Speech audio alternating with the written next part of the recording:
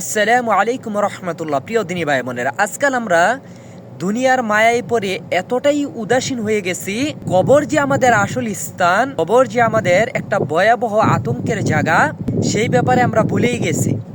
এই কবরের মধ্যে কবরবাসীকে সকাল সন্ধ্যা যেভাবে আতঙ্কিত করা হয় বা কাউকে সকাল সন্ধ্যা সুসংবাদ দেওয়া হয়, এ ব্যাপারে বুখারী এবং মুসলিম শরীফে একটি হাদিস বর্ণনা করা হয়েছে। আন আব্দুল্লাহ ইবনে ওমর قال قال رسول الله صلى الله عليه وسلم إن أحدكم إذا مات عرض عليه مقعده بالعذاب والعشي إن كان من أهل الجنة فمن أهل الجنة وإن كان من أهل النار فمن أهل النار فيقال هذا مقعدك حتى يبعثك الله ইলাইহি ইয়াউমাল কিয়ামা।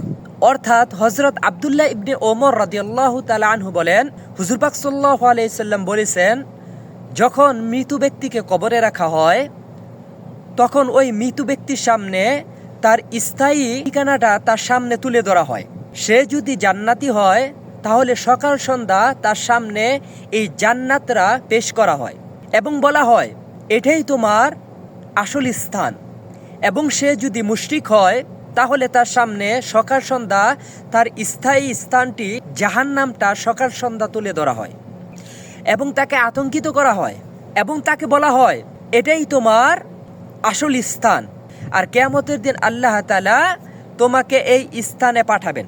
অর্থাৎ সে যদি মুমিন হয় তাহলে তাকে জান্নাতে পাঠাইবেন, আর যদি সে মুশরিক হয় তাহলে তাকে জাহান্নামে পাঠাইবেন। তো প্রিয় দিনী ভাই বোনেরা, আমি আপনি যদি আল্লাহ তাআলাকে বিশ্বাস করি তাহলে আল্লাহ তাআলার কোরআনকে বিশ্বাস করতে হবে, আল্লাহ তাআলার নবীকে বিশ্বাস করতে হবে, মরণকে বিশ্বাস করতে হবে।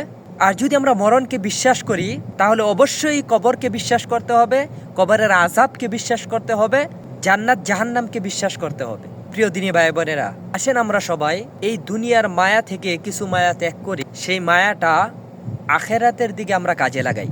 তাহলেই আমরা কবরের জীবনে শান্তিতে থাকব এবং জান্নাতের সুসংবাদ পেতে থাকব প্রতি মুহূর্তে সকাল সন্ধ্যা।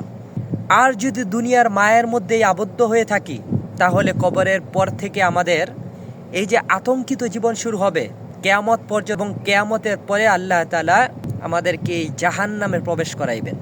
আল্লাহ তাআলা আমাদেরকে বুঝার তৌফিক দান করুক এবং হেদায়েত দান করুক। আমিন।